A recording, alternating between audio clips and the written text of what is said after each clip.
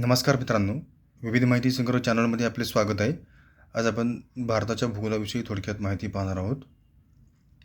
हिमालय हा अर्वाचीन वली पर्वत आहे. शिवालिक या हिमालयातील सर्वात दक्षिणेकडील पर्वतरांगा आहेत. शिवालिक रांगांच्या दरम्यान असलेल्या विस्तृत खोलगट भागास डून असे म्हणतात. हिमाद्रीस बृहद हिमालय असेही म्हणतात.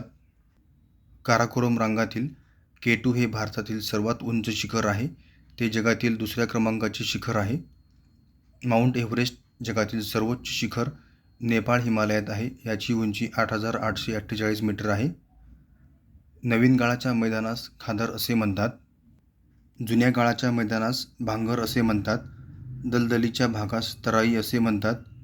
किनारी मैदानास महाराष्ट्रात कोकण, कर्नाटकात कानडा आणि केरळमध्ये मलबार असे म्हणतात. मलबारच्या भागात खाजन सरोवरे आहेत, त्यांना कायल असे म्हणतात. ओडिसाच्या किनारी भागास उत्कल असे म्हणतात. आंध्र प्रदेश व तामिळनाडूच्या किनाऱ्याला कोरोमंडल असे म्हणतात. अरबी समुद्रातील लक्षद्वीप समूह आणि बंगालच्या उपसागरातील अंदमान व निकोबार बेटांचा समूह ही खोल सागरी बेटे आहेत. लक्षद्वीप म्हणजेच 1,00,000 बेटे. अंदमान व निकोबार द्वीपसमूह हे जलमग्न पर्वतरांगांच्या पाण्याबाहेरील भूभाग आहेत. या समूहात हॅरिएट सर्वोच्च शिखर आहे आणि भारतातील जागृत ज्वालामुखीचे एकमेव उदाहरण अंदमान द्वीपसमूहापैकी बॅरन बेटावर आहे.